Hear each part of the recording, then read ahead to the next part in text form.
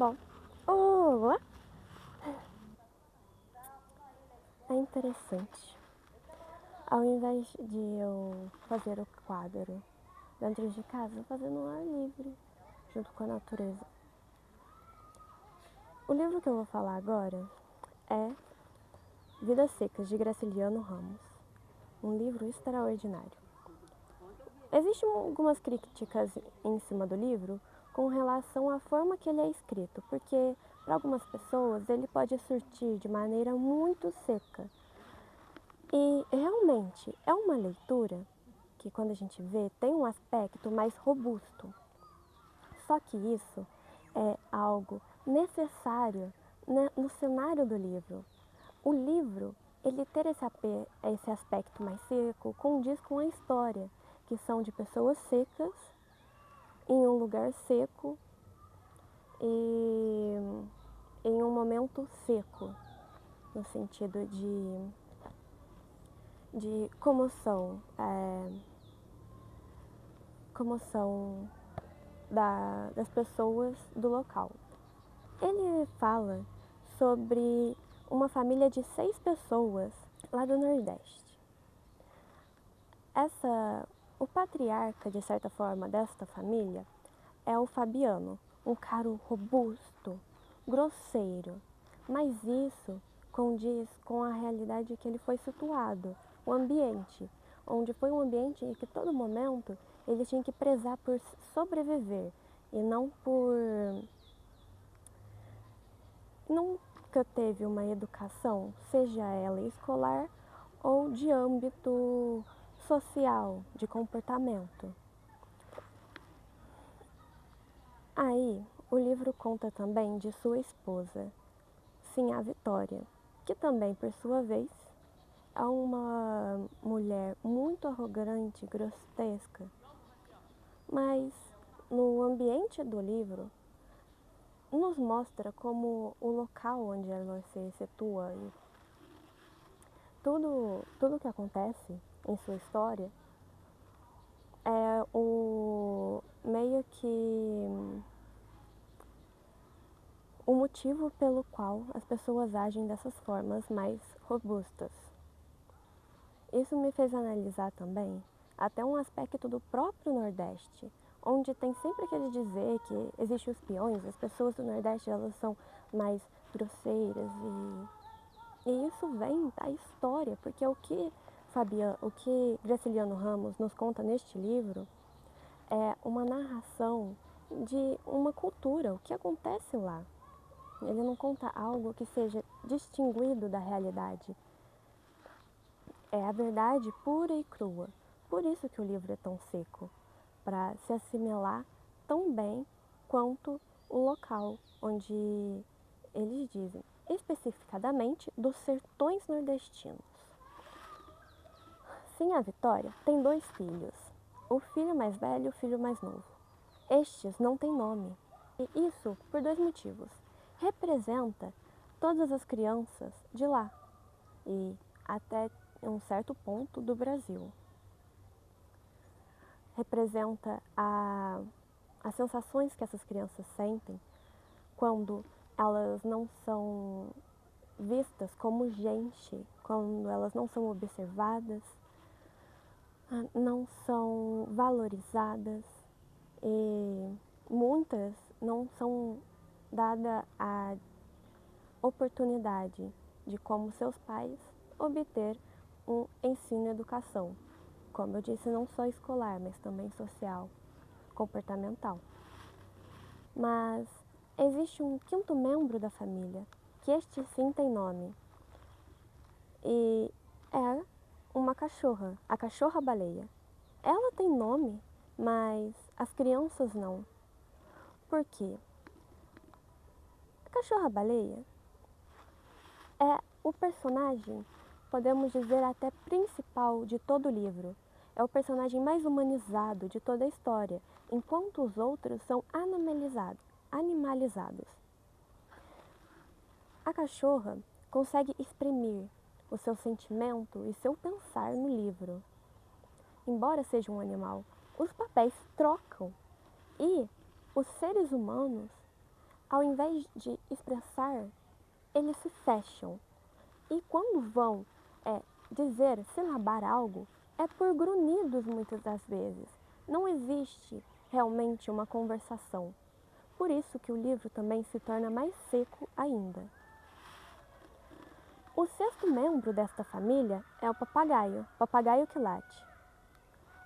Porque, como dito antes, a família não tinha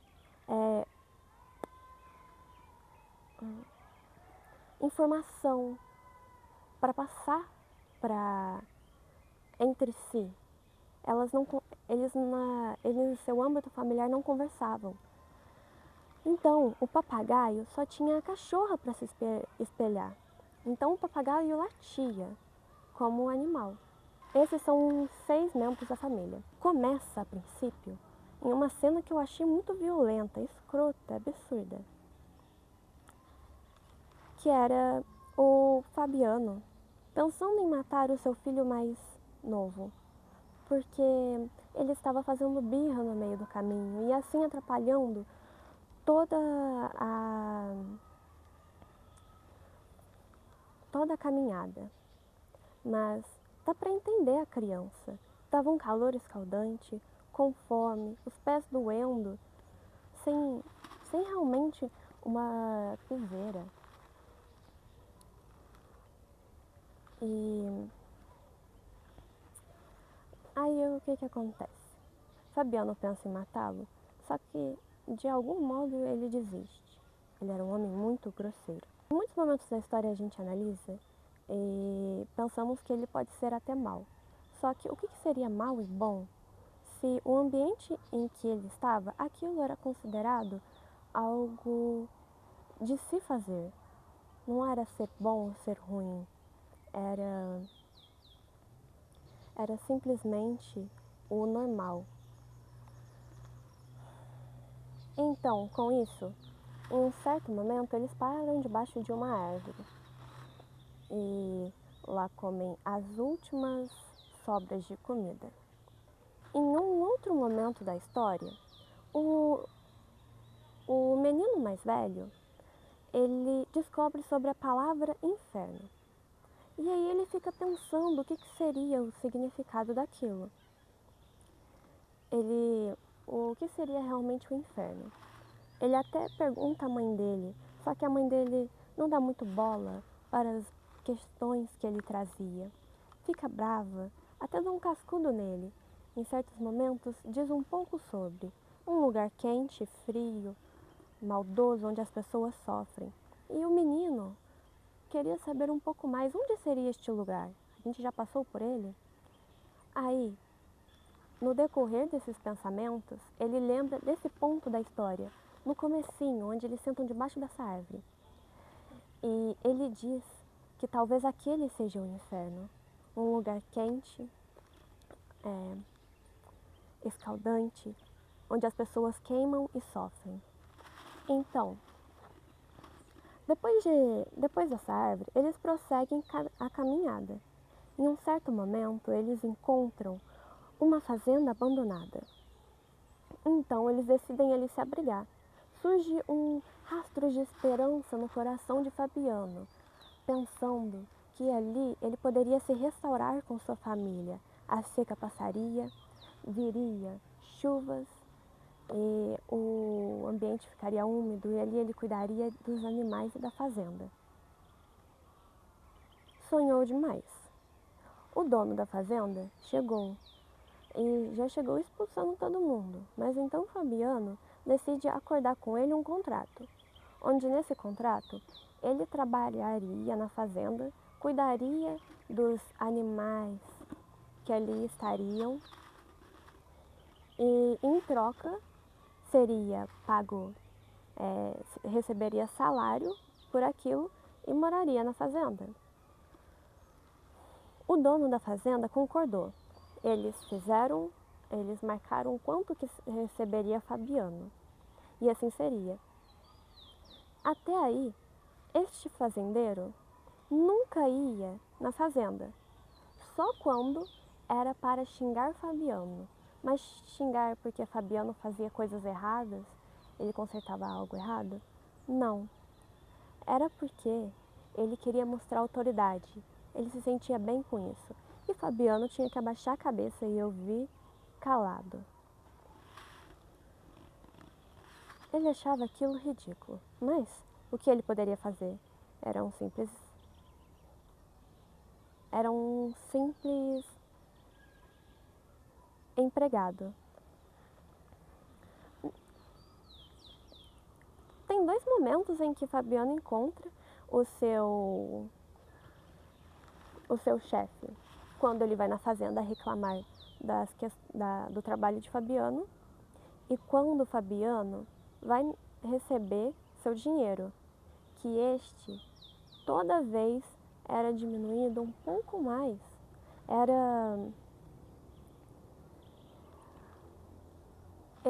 O fazendeiro roubava Fabiano e colocava a culpa nos impostos. De modo algum, isso era verdade. Ele simplesmente não queria pagar o que Fabiano merecia. E olha que Fabiano tinha um trabalho muito árduo. Ele dava mixaria de reis para Fabiano. E Fabiano não sabia contar, porque como dito anteriormente, ele não tinha educação mínima escolar. Ele só sabia que ali estava faltando dinheiro por conta das contas de Sinhá Vitória. Ele sempre perguntava a ela sobre as finanças. E aí, para ela saber quanto que estava sendo descontado, quanto que ele devia estar recebendo, ela fazia o seguinte: ela ia na cozinha, pegava uma diversidade de grãos, espalhava no chão e começava as continhas. Ela nunca esteve errada em suas contas, embora de forma simples ela as efetuava. Mas Fabiano, mesmo que em certos momentos questionava seu patrão, nunca teve coragem realmente de tomar posicionamento rigoroso em cima disso e deixou sempre ser roubado, até de certo modo ignorar a realidade e pensar e jogar a culpa na mulher. A mulher não está fazendo a conta direito, mas isso não era verdade. Certo dia, Senhora Vitória pediu para que Fabiano fosse até o centro comprar 3 coisas que ela precisava. As 3 coisas que o dinheiro dava para comprar. Era uma mixaria quanto eles ganhavam. Então Fabiano foi. Só que ao invés de efetuar a compra do que precisava para casa, uma aranha. Se ela não pular em mim, tá bom.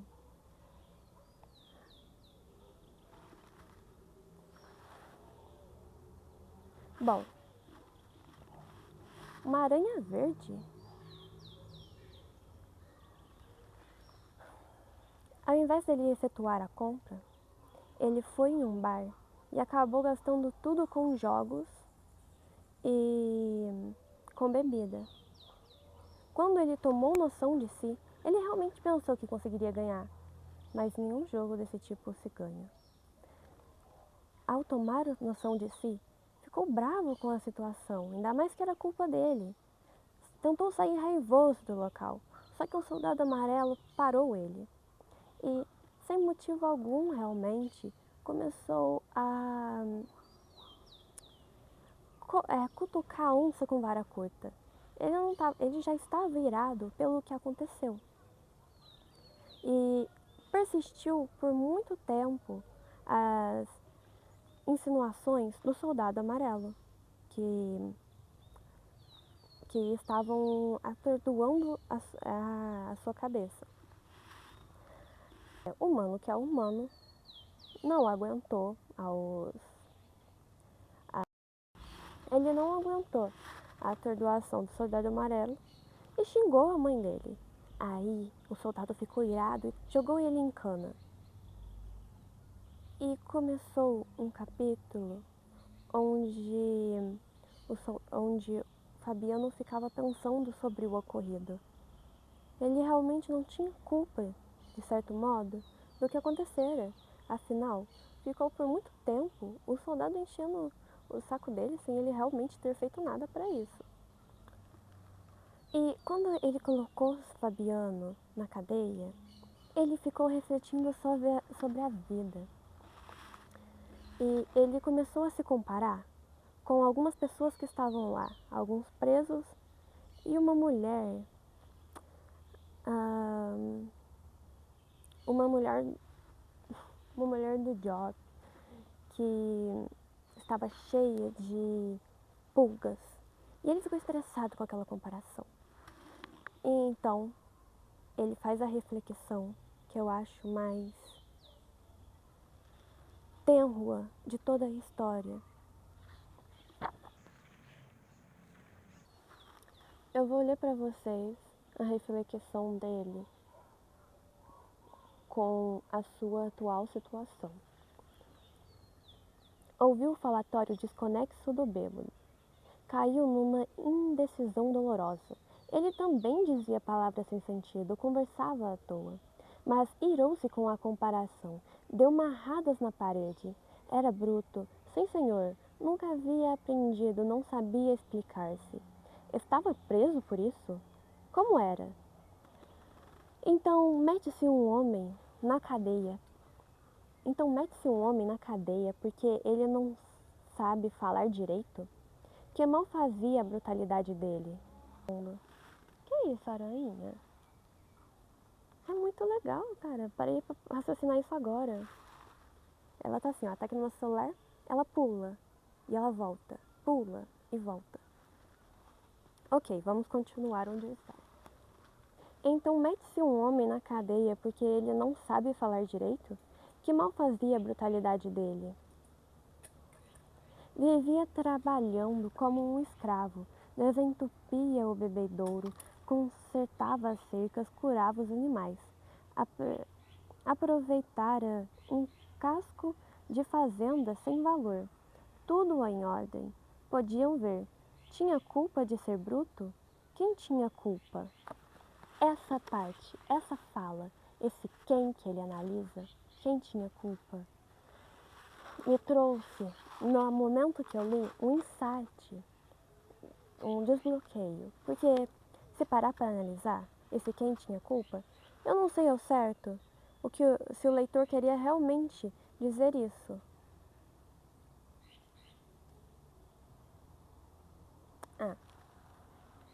Mas o que acontece? Quando eu analiso esse quem tinha culpa, eu já penso em uma questão maior. Por exemplo, de fato, será que o problema que está havendo naquele local, com aquelas pessoas, são culpa delas? Ou será que elas não tiveram um recurso para que com isso obtivessem uma educação de qualidade? Quem será que tinha culpa? Eram as pessoas realmente só? Ou será que uma falta de infraestrutura no local, uma falta de responsabilidade das pessoas do governo?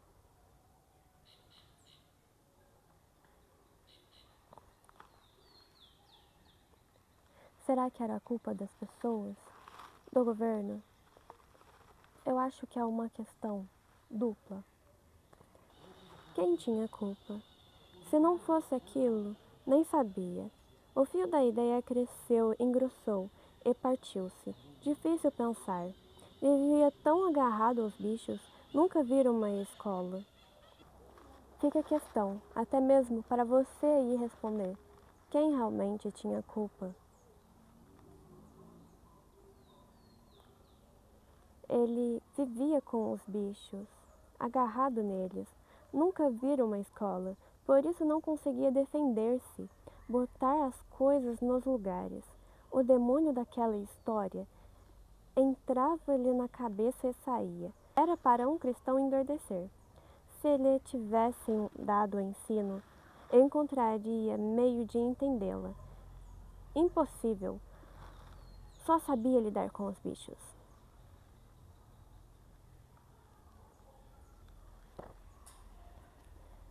E isso nos mostra também quanto que o poder governamental e também militar muitas das vezes utiliza dessa falta de infraestrutura e de educação básica que a maior parte da população tem, para com isso agir de qualquer forma, porque se a pessoa não conhece seus direitos, ela não sabe se defender em cima deles.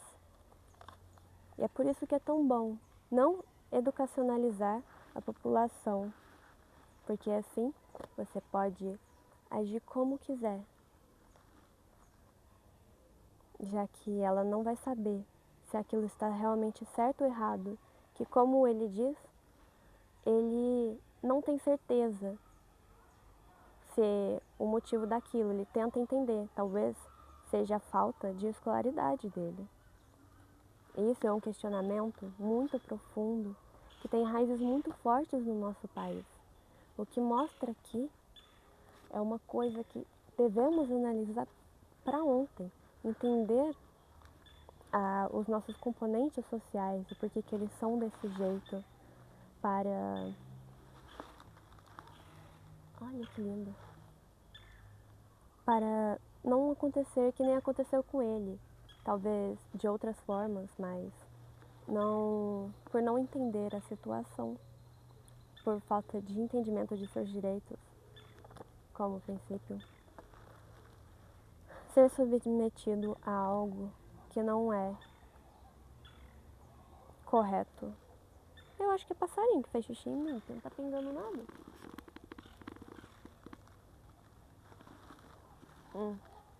Bom, aqui eu estou em um ponto onde o sol está a pegar em mim. Muito legal. Vamos lá então. Após isso, ele passa uma noite na cadeia. Só que isso mexe muito com a cabeça dele. Ele decide, com toda a vergonha que o soldado amarelo fez ele passar, matá-lo. Ele nunca tinha sido preso antes na vida. Era um homem de família. Podia ser grosseiro. Só viveu com os bichos, só sabia dessa forma de agir. Mas, ainda assim, nunca tinha feito nada para estar ali. E não fez naquele momento para estar.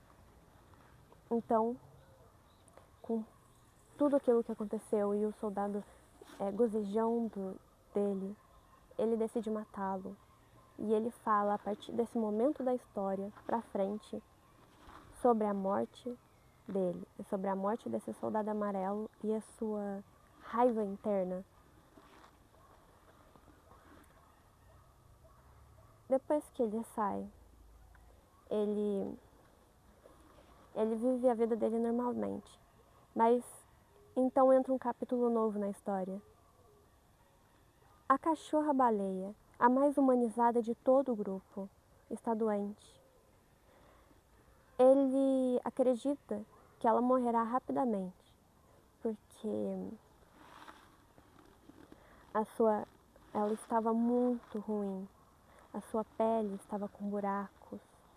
Ela estava fraca, já não comia e bebia tão bem quanto antes. E então, ele, com muita dor no coração, porque amava muito ela realmente era como um membro da família, um dos mais importantes. Ele decide sacrificar ela, para que ela não sofra mais, porque aquilo estava sendo uma morte dolorosa e devagar, bem devagar. E também para que não passe nenhuma doença para as crianças. Ele acreditava que ela estava com raiva e não queria que as crianças pegassem de alguma forma. Então, em um certo dia, depois de pensar a respeito, sim, a Vitória pega as crianças, leva para o quarto, agarra as crianças, enquanto as crianças sabem que alguma coisa horrível vai acontecer com a sua pobre cachorrinha. Eles eram muito agarrados a essa cachorra, porque enquanto não tinham esse afeto dos pais, eles conseguiam ter do animal. O animal que era muito racional, é que muitas das vezes via a situação que eles estavam e acolhia essas crianças.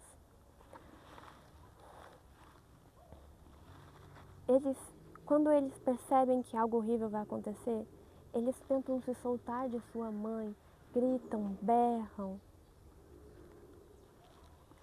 Fabiano pega sua arma, vai até uma parte da cozinha, na janela onde dá pra ver o quintal.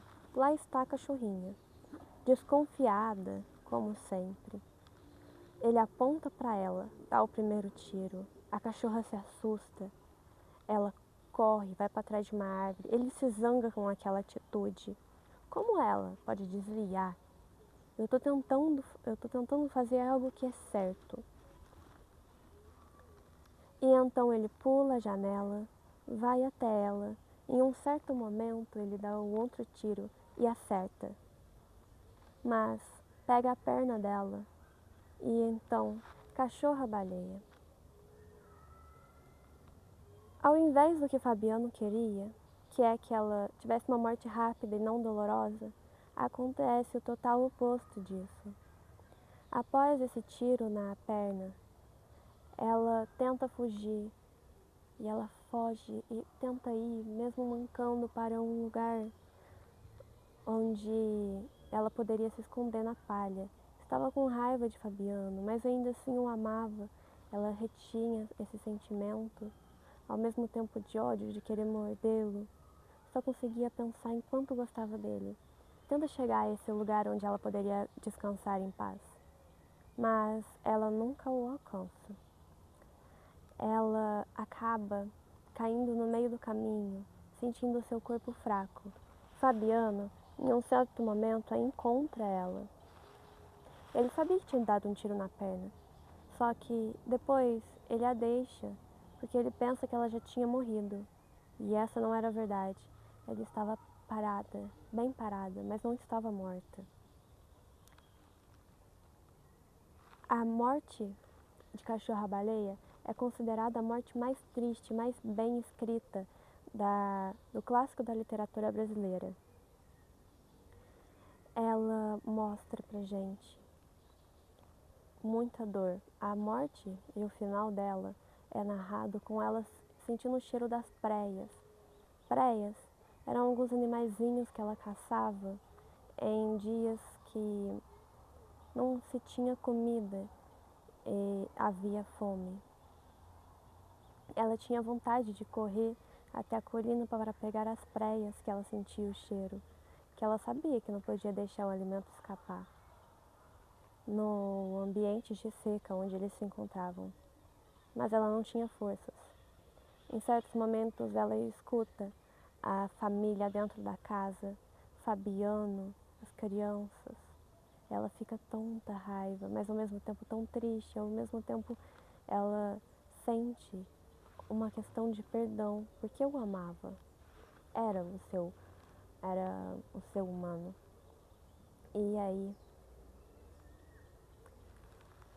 ela morre sonhando que voltava para um Fabiano bom, em um ambiente bom, onde ela conseguia caçar preias e tudo estava no seu devido lugar. Assim se encerra a história de Baleia. Fabiano se sente muito mal com aquilo, porque embora sentisse que fosse um mal necessário, ele gostava muito da cachorrinha.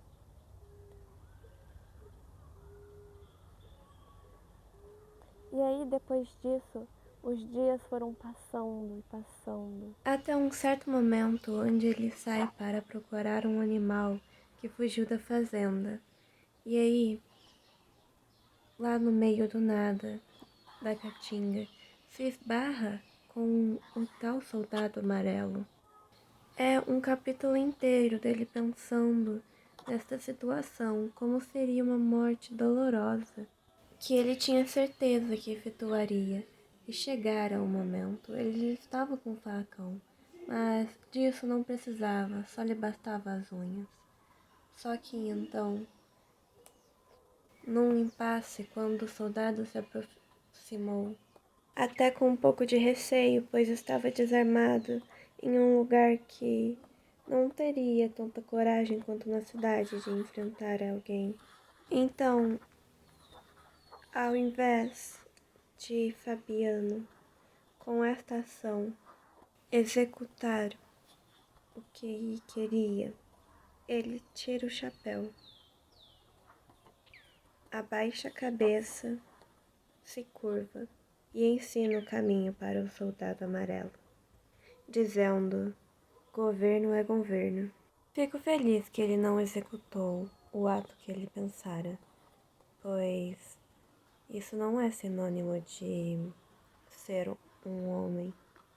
O que ocorrera com ele, os pensamentos devido a isso, de ser não mais um homem, por não ter cumprido aquele papel.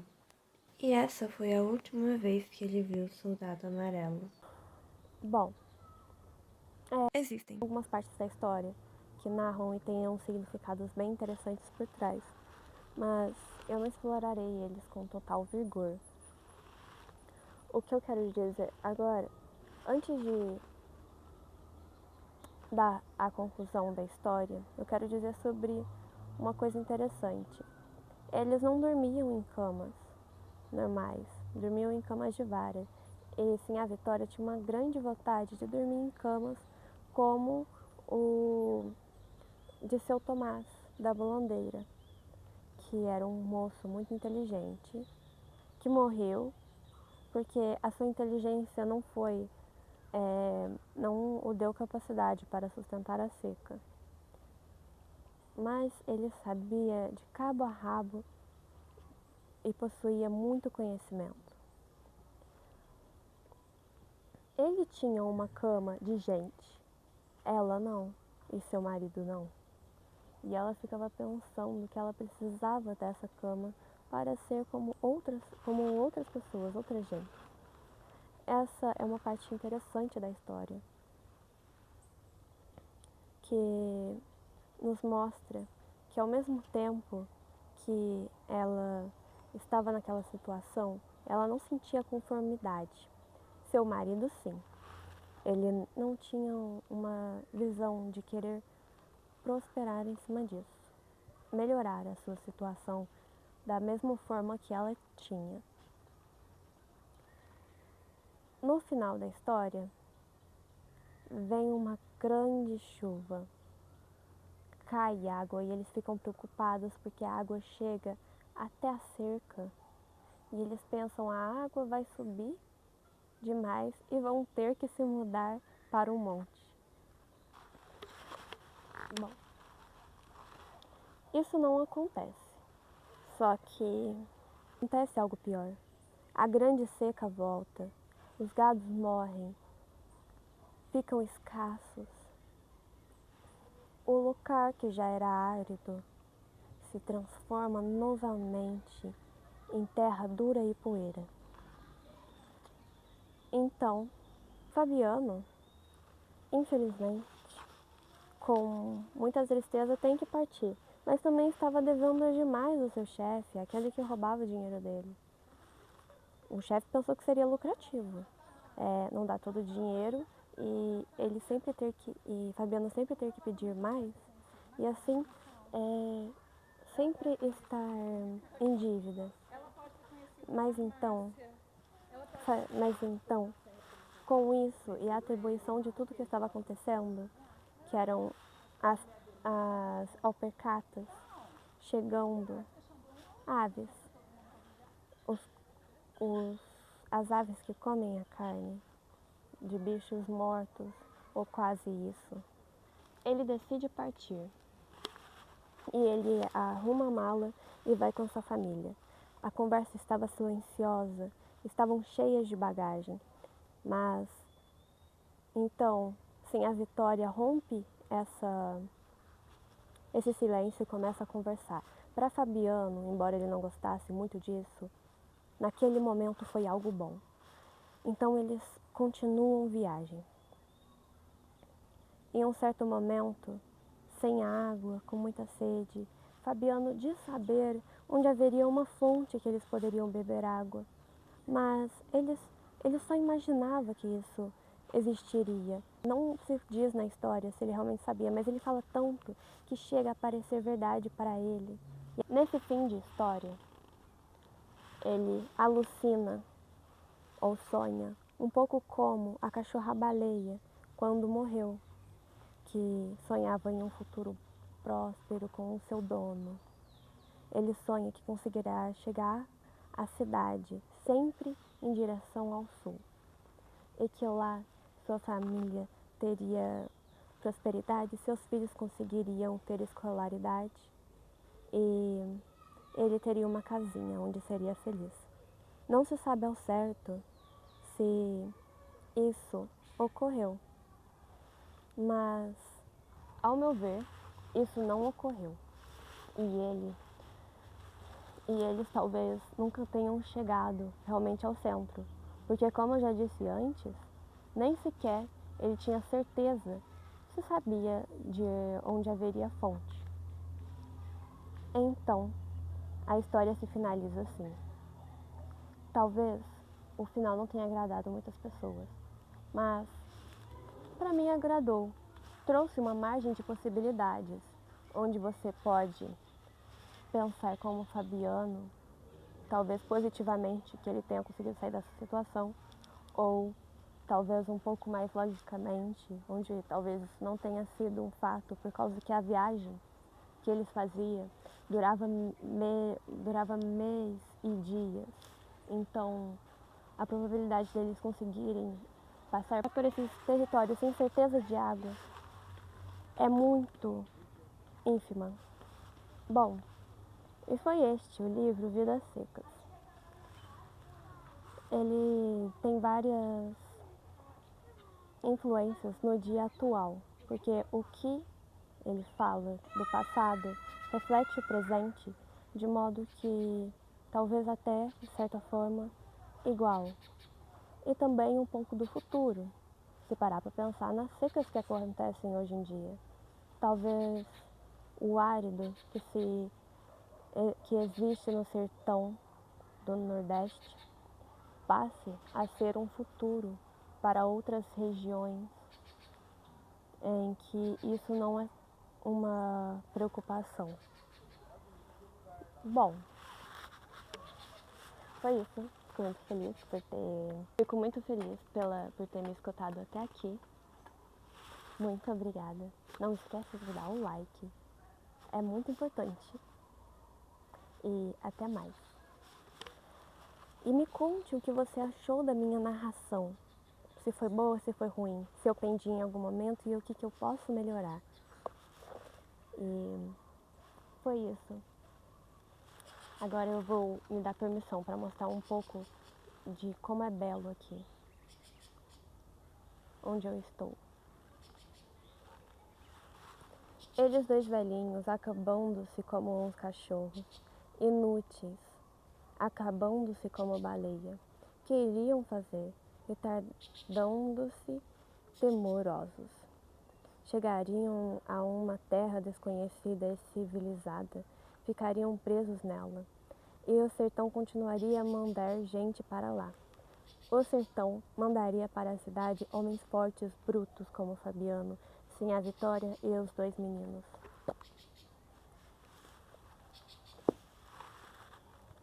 E assim se finaliza o livro.